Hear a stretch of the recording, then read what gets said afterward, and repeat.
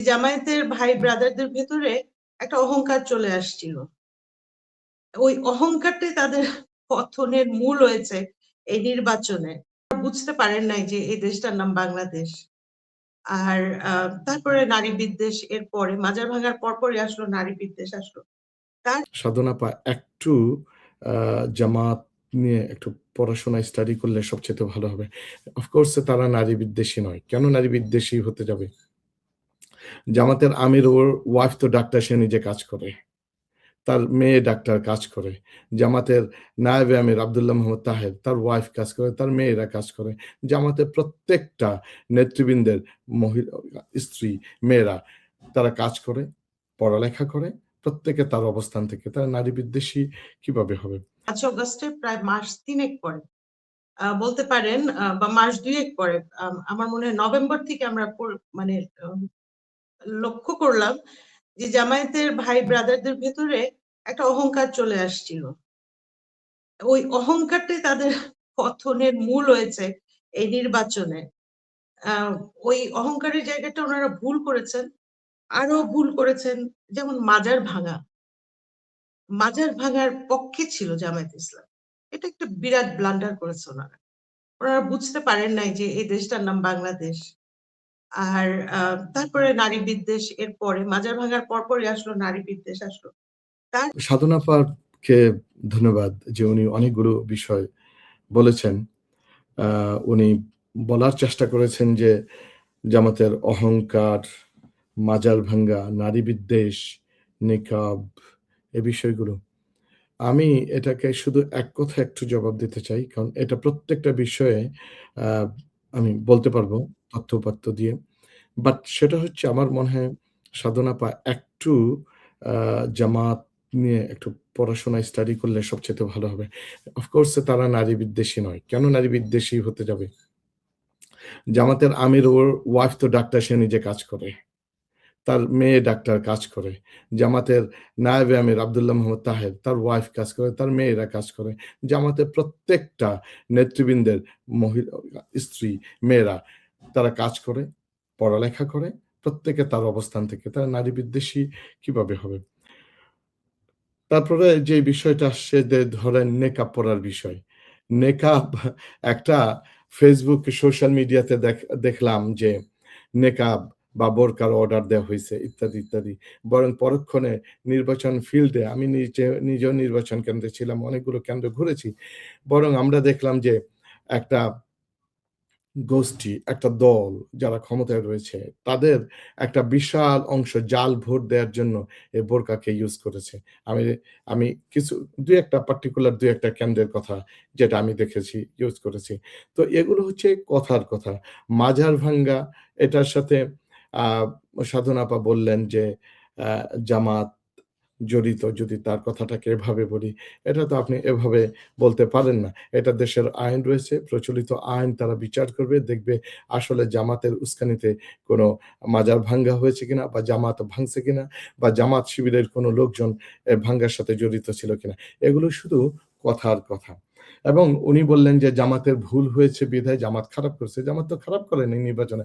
জামাত তো ভালো করেছে। জামাত বিগত দিনে সর্বোচ্চ তাদের আসন ছিল 18 টা। এবার আসন হয়েছে 68 টা। জামাতের এবার ভোটার সংখ্যা প্রায় 30% 39% তারা ভোট পেয়েছে এবং জামাতের সবচাইতে বেশি ভোট পেয়েছে মহিলাদের কাছ থেকে।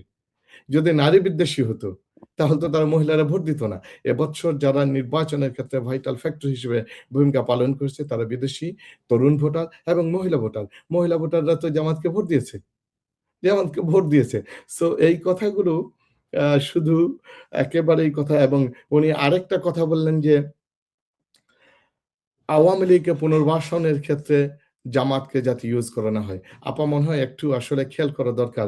৫ই আগস্টের পর থেকে কারা আওয়ামী লীগকে পুনর্বাসন করেছেন? আওয়ামী লীগের পুনর্বাসনের সাথে ওতপ্রোতভাবে জড়িত বিএনপি।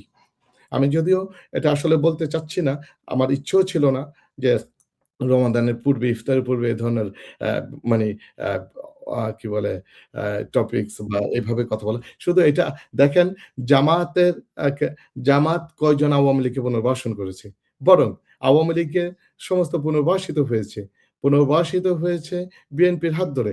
আজকে জনাব তারেক রহমানের যে বাংলাদেশে যে উনি ফেরত গেলেন, ফান্ডামেন্টালি বলা হচ্ছে ৩ টা কন্ডিশন ছিল বিহাইন্ড দ্য স্ক্রিন। সে ৩ টা কন্ডিশন একটা অন্যতম কন্ডিশন ছিল আওয়ামী লীগকে রাজনীতি করতে দেওয়া এবং আওয়ামী লীগকে পুনর্বাসিত।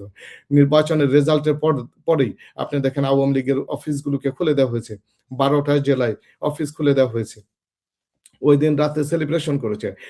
তারা আপনি দেখেন আ আ আ আ বড়, বড় যেই কোম্পানিগুলো রয়েছে, যারা মিডিয়া হাউস, বড়, বড় শিল্প কা কোম্পানিগুলো, তারা আজকে কা কারা পুনর্বাসিত করলো। এবং, এবং জনশ্রুতি রয়েছে। বলা হয়েছে এবার নির্বাচনে আওয়ামী লীগ একটা বিশাল অঙ্ক ফাইন্যান্স করেছে, ইনভেস্ট করেছে বিএনপির পেছনে। তারা এমপিদেরকে নির্বাচিত করবে এবং বিনিময়ে তারা লোকাল নির্বাচনে যাতে তারা নির্বাচন করতে পারে। এই কথাগুলো জনশ্রুত রয়েছে। সুতরাং এই কথার জন্য কথা এগুলো বলা আমার মনে হয় একেবারেই ঠিক না। লেটস মুভ টু দ্য ইনকিলাব। ইনকিলাব আসলে এই শব্দগুলো আজকে যারা এই যে সালাউদ্দিন টুকু সাহেব না ইকবাল মাহমুদ টুকু সাহেব যেই কথাটা বললেন, এই কথাটা আসলে আমি জানি না উনি একটু চোখ কান খোলা আছে কিনা বা একটু বুঝে শুনে বা এই ইনকিলাব এই শব্দের ইতিহাস ওনার জানা কিনা। আমি ছোট্ট করে একটু এর ইতিহাসটা বলি। আমার দর্শকদেরকে আমার সহ-আলোচক নিশ্চয়ই এই তারা জানেন, বাট তারপরে তাদের মেমোরি রিফ্রেশ এর জন্য একটু বলি। ইনকিলাব একটা আরবি শব্দ। এর অর্থ হচ্ছে বিপ্লব। ইনকিলাব জিন্দাবাদ অর্থাৎ বিপ্লবটা দীর্ঘজীবী হোক। এই ইনকিলাব জিন্দাবাদ এই স্লোগানটা সর্বপ্রথম কারা ইউজ করেছে? যারা বা বা আমাদের ব্রিটিশ বিরোধী আন্দোলনের ক্ষেত্রে স্পেশালি বাংলাদেশে, ভারতে, পাকিস্তানে এই শব্দগুলো ইউজ করা হয়েছে। আপনি ১৯২১ সালে সর্বপ্রথম মাওলানা হাসারাত মোহানি ১৯২১ সালে সর্বপ্রথম ইনকিলাব জিন্দাবাদ এই শব্দটি ব্যবহার করেছেন।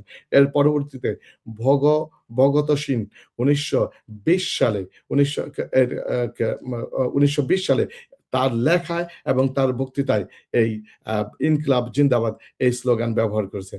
হিন্দুস্তান সোশ্যালিস্ট রিপাবলিক অ্যাসোসিয়েশনের অফিসিয়াল স্লোগান ছিল ইনকিলাব জিন্দাবাদ। তারপরে হচ্ছে অল ইন্ডিয়া আজাদ ইসলামিক মুসলিম কনফারেন্সের স্লোগান ছিল ইনকিলাব জিন্দাবাদ। তারপর হচ্ছে ১৯২৯ সালে এই যে ১৯২৯ সালে আদালত, ভারতের সর্বভারতীয় যে আদালত, সেখানে একটা বোমা হামলার যে প্রেক্ষিতে এই ইনকিলাব জিন্দাবাদ এই স্লোগানটা ইউজ করা হয়েছে। একটা দীর্ঘস্থায়ী ভারতীয় যে ভারতে ব্রিটিশদের যে উপনিবেশ, এই উপনিবেশ থেকে মুক্তির জন্য বাংলাদেশের এবং ভারতের স্বাধীনতার সার্বভৌমত্ব রক্ষা এবং স্বাধীনতার পক্ষের অনুভূতি প্রকাশের জন্য ইনকিলাব জিন্দাবাদ এই স্লোগানটা ইউজ করা হয়েছে। পরবর্তীতে এই ইনকিলাব জিন্দাবাদ এই শব্দগুলো আমরা ভারত, পাকিস্তান এবং বাংলাদেশে এর ব্যাপক ব্যবহার দেখেছি। তাহলে ইনকিলাব এটা পাকিস্তানের কোনো শব্দ না। ইনকিলাব এটা পাকিস্তান প্রডিউস করেন নাই। ইনকিলাব এই শব্দটি প্রডিউস হয়েছে ভারত থেকে।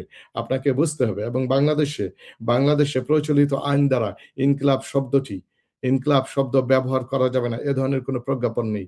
এ ধরনের কোনো বিধিনিষেধ নাই। সো এই ইনকিলাব জিন্দাবাদ যদি আমরা মনে করি এটা বিদেশি শব্দ, এটাকে যদি কেউ উর্দু শব্দ বলে চালিয়ে দিতে চায়, এটাও তার জানাশোনার কমতি থাকবে।